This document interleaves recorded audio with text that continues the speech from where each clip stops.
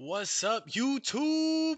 I got something spicy here for you today, and that's gonna be the Magic Musketeers and Runicks. It's actually a pretty fun deck.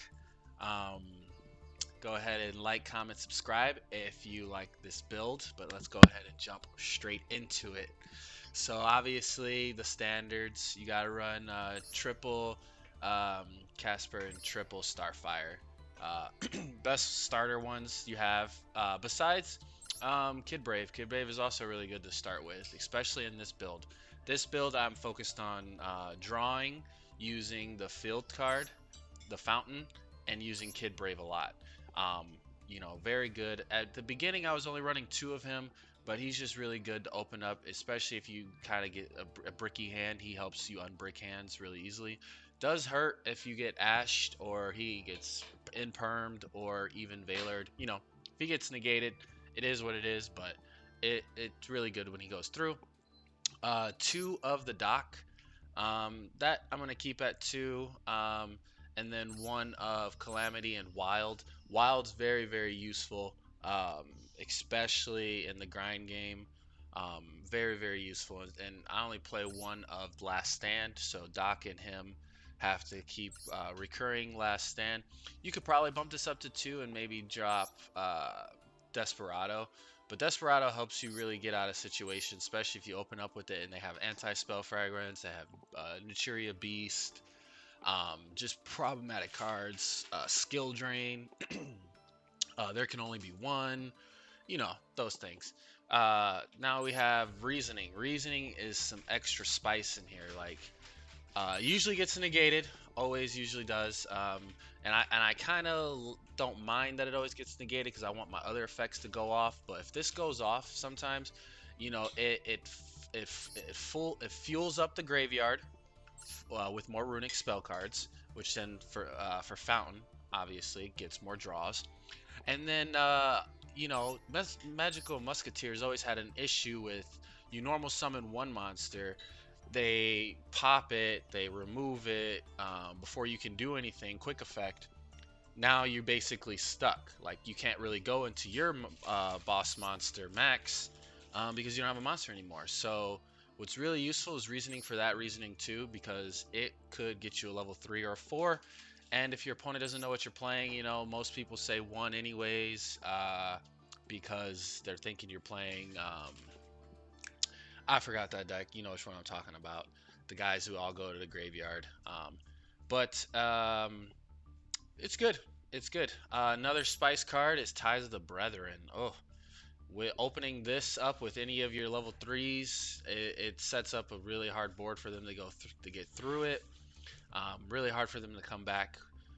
Two of the cross domination, triple of the runic tip, triple of the flashing fire, destruction, triple, freezing cruises, triple, and then two of the slumber. Uh, I've been liking the two. Oops, just removed one. I've been liking the two. It's been kind of good. Especially if you open up with it too. It's another one to just use on your own monster to get that third draw or second draw, whatever the case may be. Then you have Desperado, one Dancing Needle, super fire card, and then the Last Stand. What I was trying out with this was what do we have? The Dark Ruler No More, but I kind of want to go this build. You want to go first.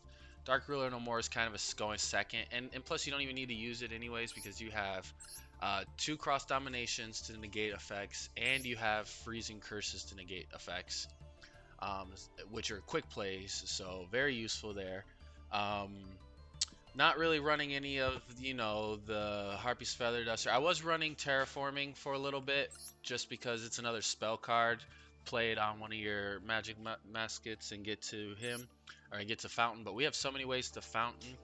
Don't really need it. If I were to put it back in, maybe cut this. But then I'm also kind of considering um, the Magic Musket card that allows you to special summon another monster. That one I was playing around with. I haven't gotten to Diamond yet, but oh no, I did hit Diamond actually. I'm only 5 though. So I just put this together. But it's been really, really fun so far.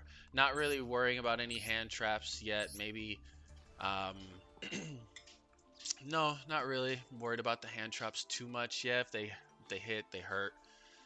Going second. I mean, the thing is, you don't really want any of those hand trap cards because once you get your engine running, and you're drawing or you're drawing cards on your opponent's turn with Kid Brave and Fountain, when the cards that you draw, you want to be able to play them. And these fountain cards, you want these or you want your actual spells and traps.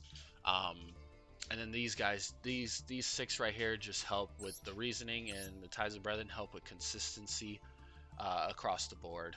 Um, you could play, you really don't want to play in perm because you don't want to draw it. You can't use it. You can't, like, if you draw any of these cards on your opponent's turn, you can't really use any of them. You could play hand traps, but the deck is made to go first, so I don't really want to have hand traps.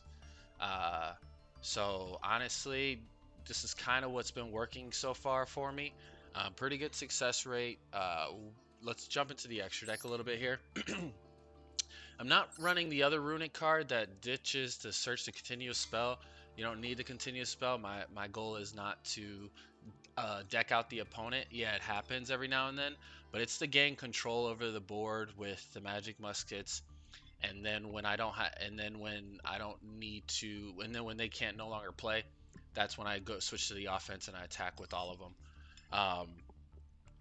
Then you have Fangs. So these three are important.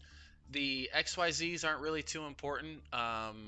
Honestly, I'm still playtesting with all of them. Honestly, I've never even made any of them. Like, yeah, you could put the Utopia package in here, but the Utopia package wouldn't go well with Ties of the Brethren because you have to skip your battle phase. Honestly, and with this, you have to skip your battle phase. So, really doesn't work well there. But it's there just in case I need to Zeus it up, because you always get put in those positions somehow. Two max, that could go to three. Just two right now. I haven't really had a need to go to the third or even the second. Um, but who is very essential is this gravity controller. Super essential because if you make Runick wings, you need to give it up for gravity controller, and then sometimes go into max right under him and get Max's effect off. That comes up a lot. Your boy Starboy, man, he is so good. He is so good. I guess Starboy's the I'm so used to always playing with the water version, but this is obviously the other Starboy for the lights, and he bumps everyone up 500, and they all just get really strong. He gets a big booty, he gets powerful, and then also Wild gets enhanced. Obviously, you should play the Light Charmer just to keep going up. And honestly, I should play a rank 3. I'm gonna kind of fit that in, but a lot of times you can go Appaloosa because these guys spam the field really fast, and then if you survive one turn after you use Ties of the Brethren, you can just link them all away, and then access code Togger. So I have gone most of the link monsters. Honestly, might even consider taking out the Zeus idea, but we'll see. We'll see as it goes. But usually you don't want to go into your extra deck. It's only usually for Max, the gravity controller, and the Runick wings. So go ahead, give me a like, comment, subscribe. Tell me how you feel about the build that I got going on here. And I will upload some more videos on the gameplay after this. Peace.